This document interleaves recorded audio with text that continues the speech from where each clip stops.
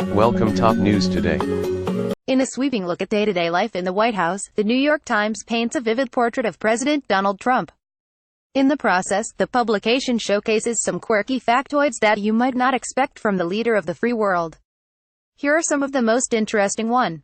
No one is allowed to touch the remote but Trump. Trump watches an estimated 4 hours of TV per day, according to the Times. In fact, he is so news-addicted that he records his favorite shows, which include Fox, Friends and Morning Joe, when he's unable to watch and catches up on them later.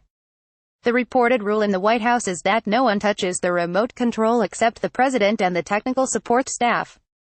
And while the 60-inch screen mounted in the dining room may be muted during meetings, Trump reportedly keeps an eye on scrolling headlines.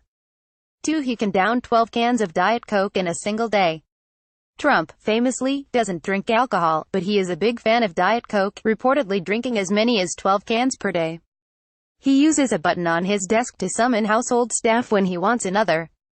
3. Not being in the headlines stresses him out. The U.S. president might be one of the most famous men in the world, but according to the Times profile, Trump gets uncomfortable if world news is not centered on him. One former top advisor said Mr. Trump grew uncomfortable after 2 or 3 days of peace and could not handle watching the news without seeing himself on it, the newspaper says. 4. He's definitely not a foodie. Bill Clinton was mocked for his eating habits, but Trump's favorite cuisine is one that could make some chefs recoil.